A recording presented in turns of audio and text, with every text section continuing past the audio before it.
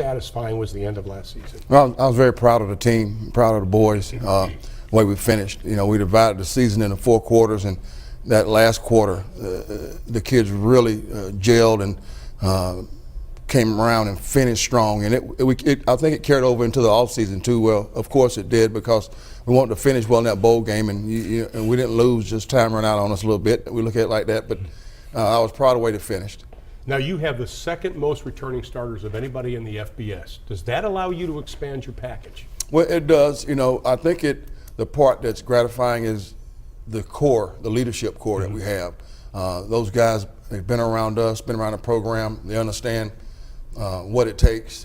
You know, we talk every day about understanding the goals and vision, but also the process, the day-to-day process of attacking the day. And you know, Shane leads that group, and we got a great group of guys that embrace it. So having the experience back, that it helps more there with the leadership part. Shane, you and I have talked a lot over the last year. You didn't start the first game. You didn't get depressed. You kept working. You ended up starting. And throughout the season, we saw great progression. You were key to a very balanced offense. How comfortable did you get by the end of the year? Yeah, those last 3 games, you know, I was just going out there and just kind of playing how I finally knew how to play. You know, just the first couple of games were kind of getting there. You know, I didn't want to turn over the ball. I just wanted to get this offense, keep rolling a little bit. And like you said, just keep getting more comfortable with myself and making some throws that I probably wouldn't have tried to make the first couple of games, and just continue to get more comfortable in this offseason too. It's different this year because you come into the season as the starting quarterback. How much more relaxed are you knowing that that is already done, you're the guy? I don't know if relax is the right word. Just more excited about the opportunity this year to come in immediately and get this offense starting fast. Last year, the first couple games, the offense wasn't rolling like it was at the end of the season. So our whole mentality this offseason has been starting fast. Whether that's first game, first quarter, doesn't matter, just starting fast. You know, I mentioned the fact that you had a very balanced offense as the season went on. You've got Vontavious Cooper, obviously one of the best backs in Conference USA.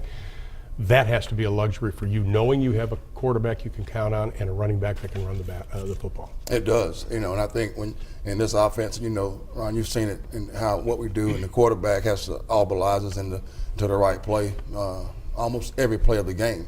Having Vontavious back, able to run the football and provide balance, that'll help Shane as well. And I think both Shane and Tay would tell you that the key is the offensive line, having those big guys up front to protect Shane and open up holes for Vontavious have been key. So, but having a run game to give us that balance really helps. New defensive coordinator coach. Is the front 7 going to be the key to the improvement on defense this year? I think so, Ron. I think if you look at every team or go throughout the teams on defensively, the front 7 for most teams are the key. Some say the defensive line. For us is that front 7. We have great depth as well, so that opens up competition with that group, and I like the talent there as well. And it's also will take some of the pressure off our back end with our defensive secondary. But Rick has done a great job. He's come in and he's putting his candor, his personality within the defense, and I know the kids are embracing Rick, and he's looking forward to it. That's Rick Smith. He was at defensive back coach at South Florida, comes in. You've got a defensive back coach, now the defensive coordinator. That's got to be pretty good, because obviously the key is getting the pressure up front, but also coaching up those DBs. Well, it is. I think that's one of Rick's strong suit is that secondary play and blending it with the front play as well. But we always, great pass rush means great pass coverage. Great pass coverage means great pass rush for us. And Rick's done a great job of getting those back end guys to. And I know Shane can take, because Shane faces them, of the disguising and putting his package in. So I'm looking forward to watching those guys and see how we do during the fall camp. Well, we talked about the offense and how potent it was last year. 34 points at least scored, 5 of the last 7 games. That gave you guys some confidence coming into this season. How far do you think that offense can go this year? You know, I mean, the sky really is the limit for us. We just kept improving, I think, each game, like you said, and I wish the season would have been longer last season, because it would have been great to see how high we could have gotten with the points, with the yards, with just the gel of the whole offense as a whole. But, you know, season did end, and, you know, we got some new guys in there that are coming in.